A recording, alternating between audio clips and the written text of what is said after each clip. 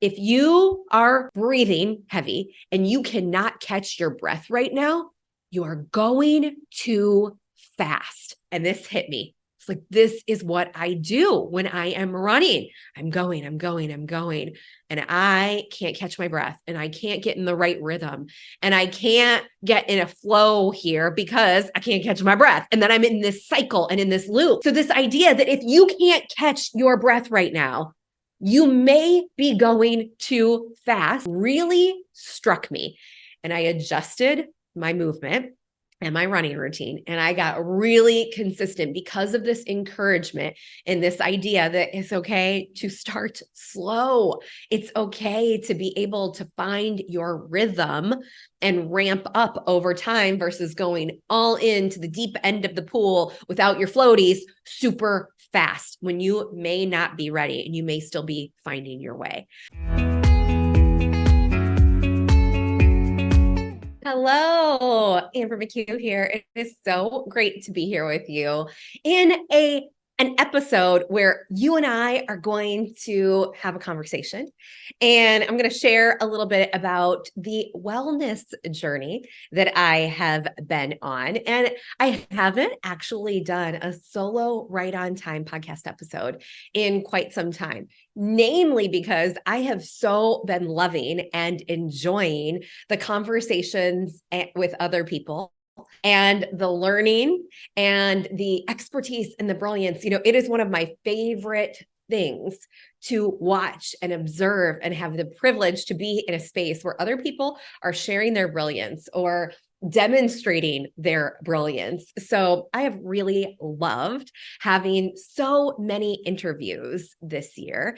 And I have been thinking about and considering doing this particular solo episode for quite a while. And so right on time, as we think about new beginnings and we think about where we want to be going, I think about the wellness and more specifically, the movement journey that I have been on the last several years, because there are a lot of lessons in this journey that really relate to our journey of building a business, being an entrepreneur, and going after and setting and reaching new goals. So 'tis the season for some goal conversation as we're wrapping up one year and moving into the next. And one of the top goals that people set is often around wellness. But like I said, there's a lot here that overlaps to the journey we're on as entrepreneurs. So I'm going to share with you the journey that I have been on around my health and wellness and movement, and also share some of the findings and how that translates over. So it's interesting because I am not shy and have very openly shared over all of the years of running my business that migraines are something that comes up for me and something I have to manage and monitor, just keep track of, and something I've lived with, but they haven't been terrible, I'd say, in the last 2-3 years. I've gotten some solutions and some structures and some strategies in place that have helped me with those migraines. But there was a point where migraines, allergies, what causes my migraines, my triggers, etc., is a whole nother story and something that we could get into at another point. But they really held me back from getting movement in and feeling well on a consistent, regular basis. And it was interesting when we moved to Ethiopia, my migraines really eased up a good bit. And location, I observed, is something that absolutely impacts my migraines and my health. When I lived in California, I felt very good, very fine, was able to do all of the things I wanted to do. Moved back to Maryland, did not feel fine. Moved to Ethiopia, okay, I'm feeling good again. So there may be some allergy, environmental factors coming up, because then we went back to Chicago in March 2020. So y'all know what was happening then.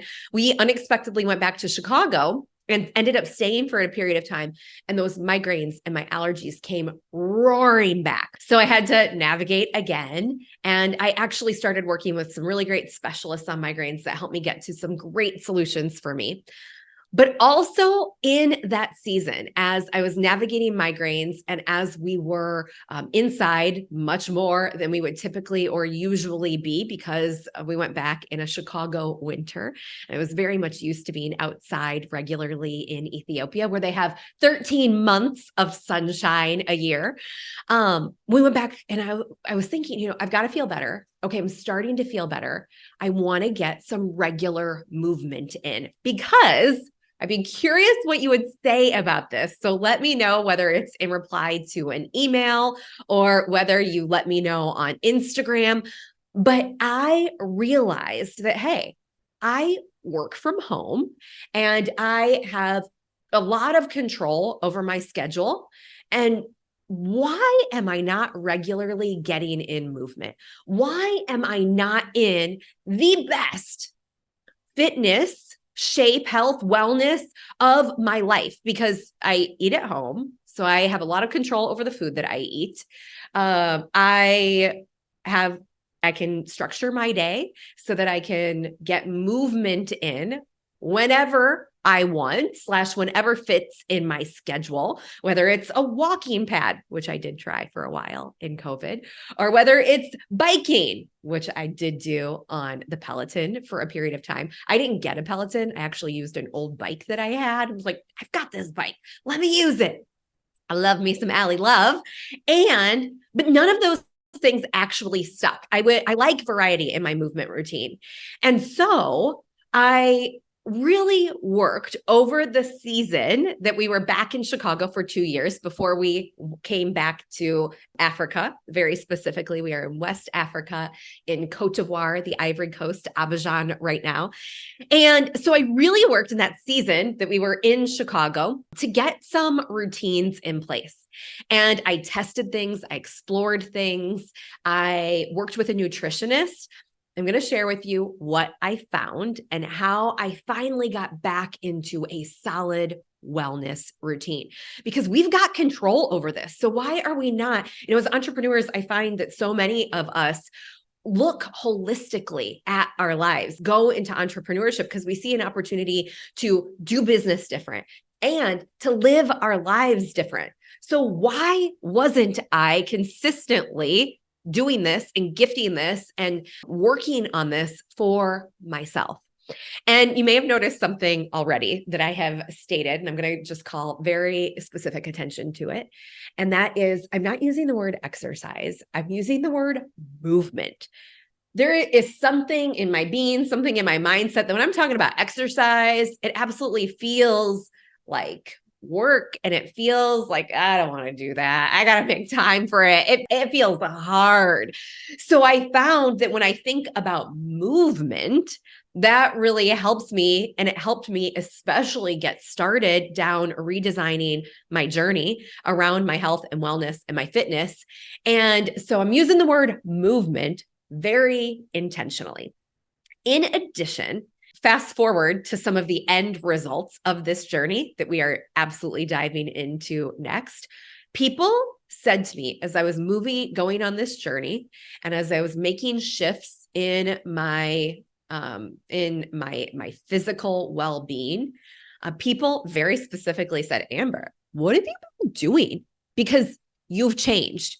And it's so funny. One person very specifically said, every time I see you, you look different. It's like, I don't know how to receive that, but I feel it too. I see it. I feel it too. I'm like, sometimes I wake up. Actually, we were on vacation in Morocco months ago, and I looked at myself in the mirror. I'm like, I look different.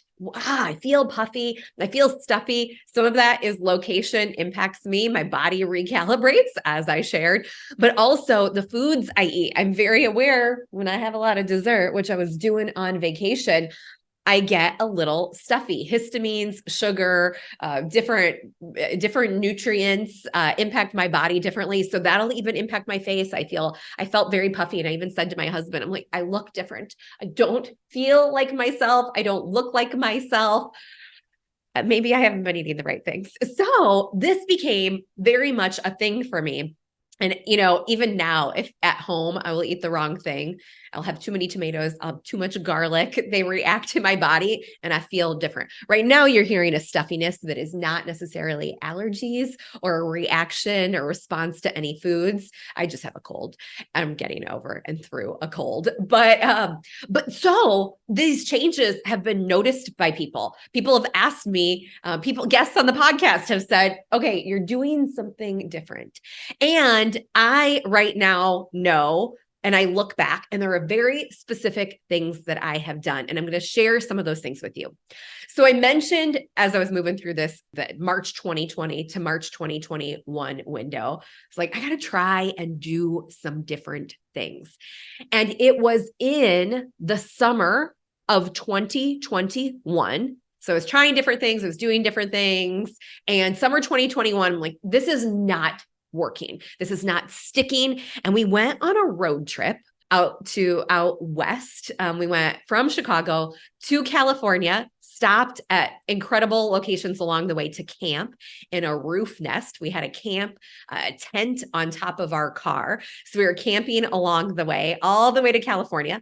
When we got to California, we grounded there for a bit and stayed in an Airbnb with my daughter, who was living there at the time. And then we road tripped down to Scottsdale, Phoenix to see some family, and then back up a different route back home to Chicago. And this was about a 3-week road trip. So it was a long time. And so there was a lot of time sitting in the car. And I was evaluating and had a lot of time to think and a lot of time to really feel my butt on the seat of the car. Like, this is a lot of time sitting. In fact, I do a lot of time sitting when I am at home, working from home. And why aren't you getting more movement in your life? And I took time to evaluate that. I took time to think about my health and wellness. I think there are some times where we have excuses, and there are some times where life is just happening. This isn't an excuse. This is real. I'm not making an excuse. This is happening. But I really determined that I don't know that I was making an excuse specifically, but I really got conscious on this 3-week road trip that I have no excuse to not get some movement in on a regular basis, even if migraines kick in. Take it easy, go slow, just get some movement in. And that's what I realized, very much like entrepreneurship, when we're launching new product lines, when we're making transitions, when we are in startup mode, which I've been in more than once in my life on this entrepreneurial journey, we can start slow. We want things to happen quickly.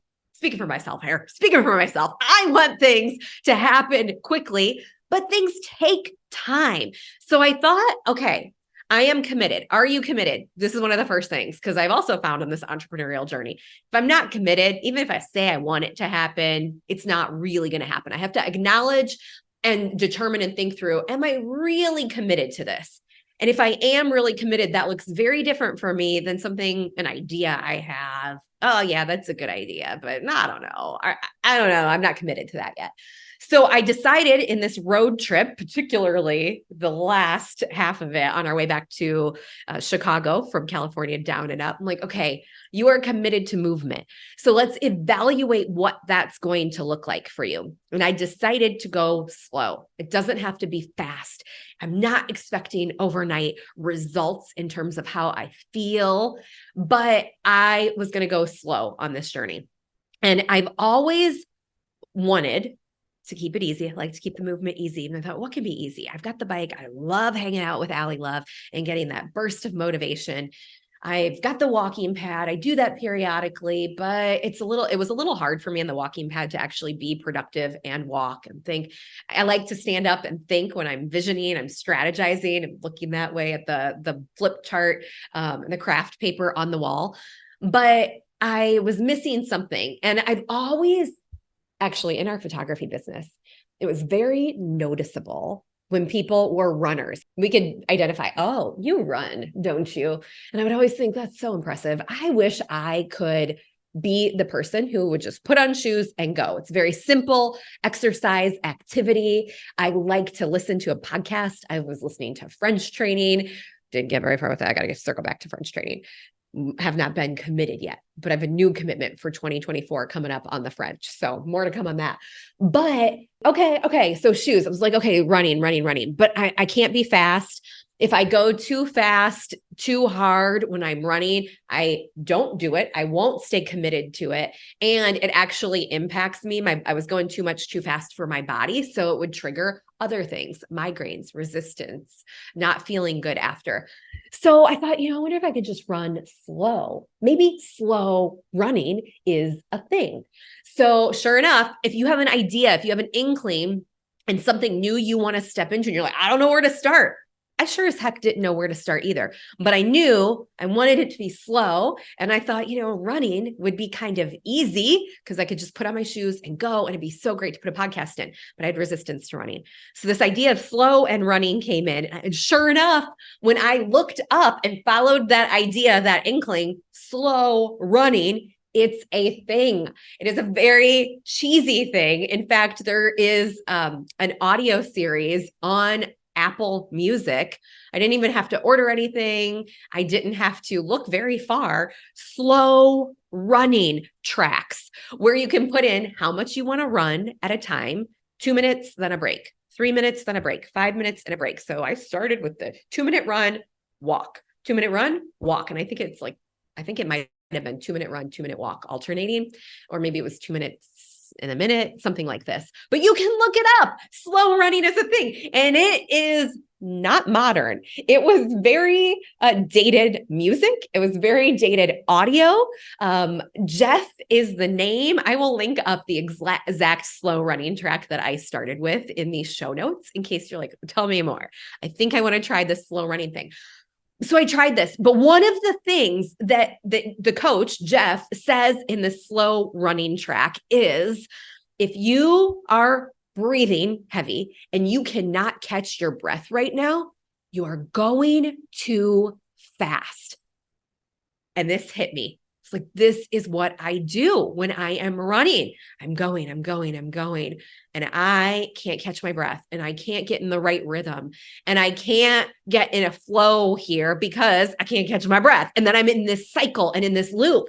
So this idea that if you can't catch your breath right now, you may be going too fast really struck me. And I adjusted my movement and my running routine. And I got really consistent because of this encouragement and this idea that it's okay to start slow. It's okay to be able to find your rhythm and ramp up over time versus going all into the deep end of the pool without your floaties super fast when you may not be ready and you may still be finding your way. So this commitment started on the road trip when I realized you don't really have any good excuses here and you are committed to this. So what's it going to be? I followed the breadcrumb to slow running and I continued with slow running from August when we got back from this road trip through the winter into the spring. I stayed very consistent with it. This is where I would listen to my French, Paul Noble on Audible, guiding me through French. And I stayed consistent with it all the way to the time we moved to Abidjan in the summer of 2022. I got a little bit out of routine when we were in between the move. There were 6 weeks when we didn't have a consistent, steady place to live. We were hopping all around. We'd moved out of the house we were in and we were transitioning. So there was some Airbnb hopping and some staying with family and friends. And I got out of sync. But as soon as we got back to Abidjan, I was in it again. And I arrived here. Oh, actually, something else that happened over the summer while we were moving to Abidjan is that my sister introduced me to an eating routine. I don't necessarily recommend this. This is not something that I would say I would do long-term over time for me personally because of the structure. It's a very processed diet. But my sister introduced me to Ideal Protein, and I had been working with a nutritionist throughout that year. When I committed to the movement, like I'm also going to engage a nutritionist who started teaching me about my need, what I was eating, how it might be impacting my body. She would coach me, she would quiz me, all almost weekly to say, all right, what did you eat? How did you feel? Okay, this is where you are. Here are the adjustments I want you to make. Are you sleeping? Do you have enough energy? She would ask me all of the questions and we would make those adjustments. And she brought to light that I likely wasn't getting enough protein. And I wasn't getting enough protein at the right times of day.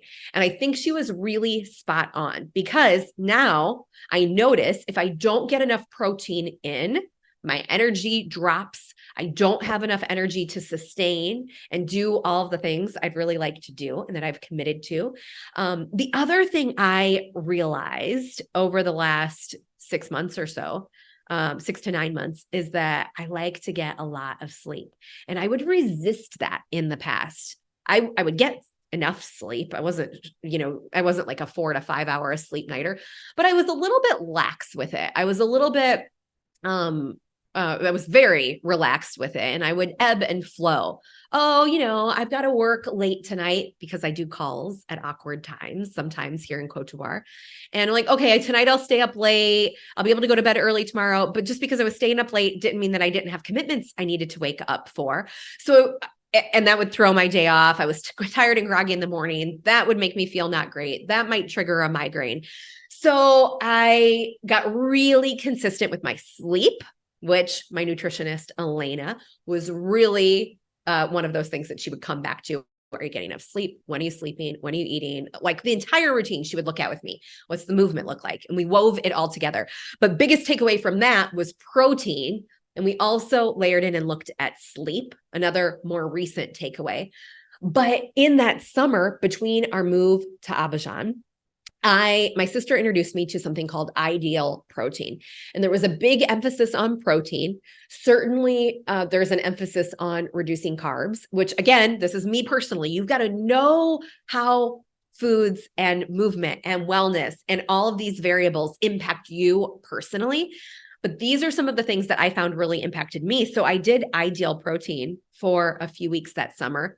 And that brought my energy levels up. So while my working out wasn't consistent, I was focused again on protein and what I was eating and increasing vegetables. And that really helped me keep momentum and keep focus over the summer, even though my movement routines got a little bit off. So then we get to Abidjan. And it was hot here. It's very hot here. And it's very humid here. And I struggled with getting in a running routine because I couldn't find my breath again. So I was working on that. But we also have access to an incredible pool. You may have seen me share that on my Instagram. I'm at Amber McCue. If you would love to connect on Instagram, I certainly would love to. And I started a swimming routine. I am not a swimmer. I did have swimming lessons when I was a kid, and we lived in Saudi Arabia and it was hot and we had access to a pool there. So I did have lessons and I knew some things about swimming, but I'm not a swimmer. And I thought, I'm going to be a swimmer. So I started doing regular laps in the pool, and I got in water headphones. So I could listen to audiobooks and inspirational music and podcasts and training while I was in the pool. And I found heaven. It was Thanksgiving last year when we're sharing what we were grateful for. Like, I'm so grateful for my quiet morning routines where I am getting in meditation and my movement in the pool, where I'm also getting in personal development. So I shifted from a movement routine largely of very slow running to a movement routine of getting laps in the pool. And I was very happy. And I started to notice a shift in my being, my presence, my internal wellness and happiness was ticking up. I was also very immersed in some of that personal development, was looking at happiness and positive psychology and research around that and productivity.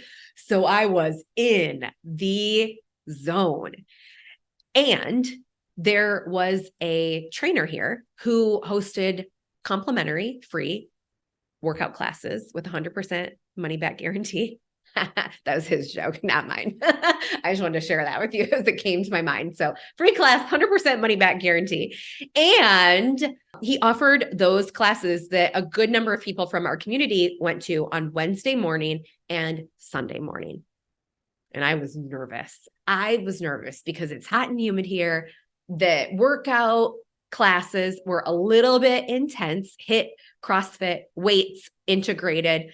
And they didn't do a lot of running, thank goodness, because that made me nervous to have to keep up with someone else's running routine when I confidently go slow. And it took me about 3 months before I decided to consistently commit and start going to those classes that this trainer was hosting, even though they were free, even though I'm sure you've done this before, right? Even though I wanted to do something like this, my commitment wasn't there yet, and I wanted to ease into it.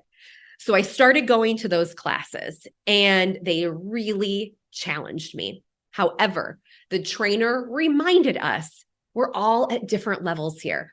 Go at your own pace. The old way of working out, where if there's no pain, no gain, does not apply at these sessions. And again, just like the slow running coach who said, if you can't breathe right now, slow it down. You need to be able to breathe and sustain. And just like him, when this trainer said, no pain, no gain, doesn't apply here, we're all at different levels, I felt like I was in the right place. Okay, I got this. I can show up. I'm going to go at my level. He's going to coach me. He's going to guide me. And I'm getting a little bit emotional as I go through this because the training turned into training with him privately as well, just once a week. And then we moved to twice a week. So I scaled this up also. Plus, I didn't want to give up my laps time because I was really enjoying that.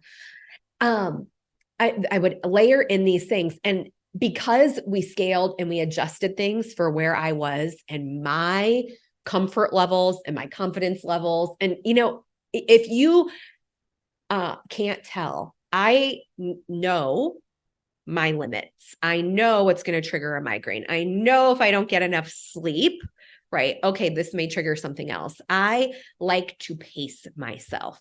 I don't like to get stuck in the hamster wheel or in just a space of hustling and not, by the way, definition of hustle is to be in a state of great activity. Hustle dictionary, to be in a state of great activity. It doesn't say to be in a space where you are moving forward, where you are being productive, where you're working towards your goals, where you're in action on the right things. It's just a state of activity. Maybe working, maybe not working. So I don't want to be in that space in my life, in my business, in my movement or health and wellness routines. I want to be grounded, and I want to know that what we are doing is productive. And I want to have space to evaluate that and reflect on that so we can make adjustments if something isn't working in an aligned way. So I felt so much relief when this trainer was saying this, and it encouraged me to come back. Okay, I'm going to come back for another. My push-ups aren't perfect yet. Probably still not yet, but I'm going to keep showing up. I'm going to keep showing up, and I can only do one push-up. Okay, but now I could probably do 20, 50.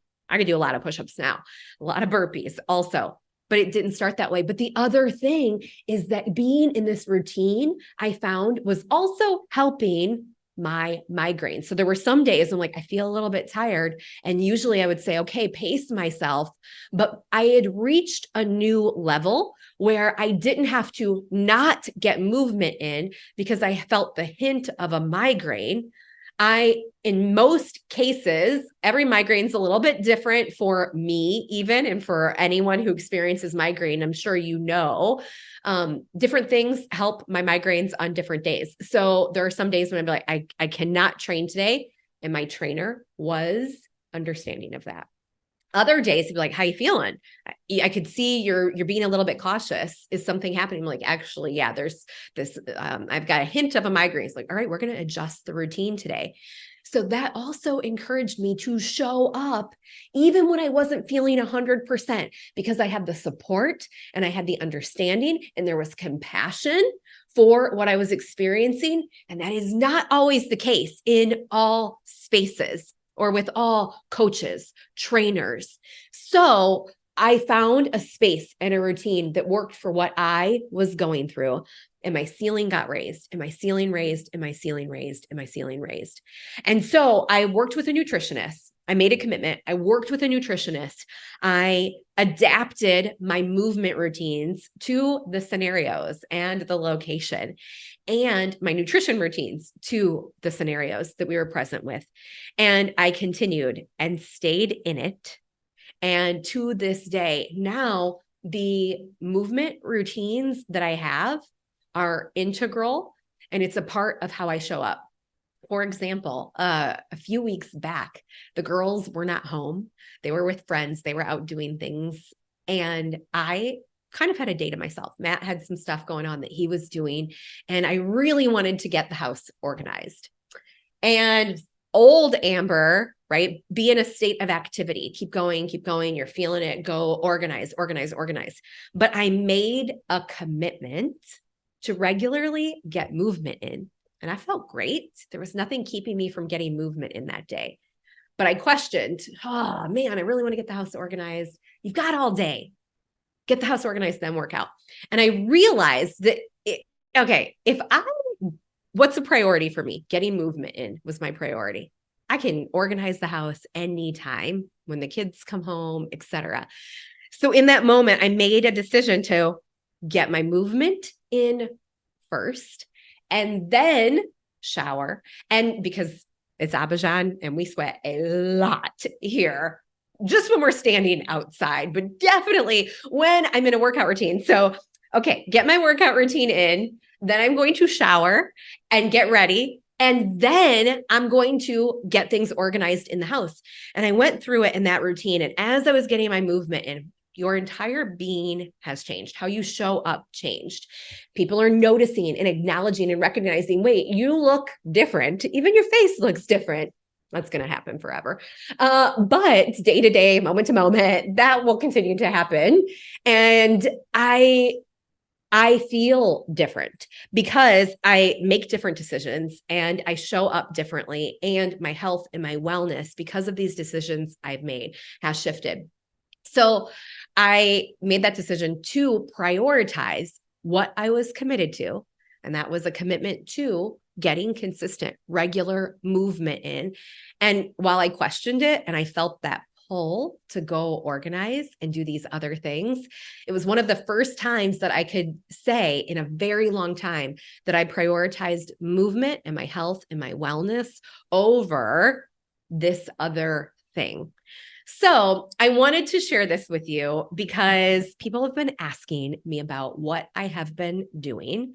And this is the routine, and this is the journey that I have been on around upping my commitment to movement and to my wellness. So I will link up some of those resources in the chat. I hope in the show notes. I'm so sorry. And in the chat, if you chat me, I'm totally open for a conversation around this. If something struck you, if you have questions around something, I'll absolutely share. But this was something that was a journey, and it's been a work in progress. And as I look back, I can see very specific decisions that I made that are impacting how I show up in so many different ways. So if this helped you, if this encouraged you, if this prompted a question for you, I would love to hear from you. Or even if you enjoyed the conversation and you appreciated the solo conversation that we are having here, I would love to hear from you. And I just want to thank you for being here and for listening. And for being a part of this community. It means a lot to be on this journey with you. And I want to remind you, wherever you are on this journey, It is right on time. It is personal. We are all at a different stage of our wellness and our personal development and our personal growth, as well as our entrepreneurial growth. But man, there is something we can learn from each other. So thanks for being here. I can't wait to hear from you and learn from you as well. Tag me, reach out, leave a comment wherever you are listening to this episode or watching. And I will be back with another solo episode soon. It has been such a gift to connect with you. Right on time.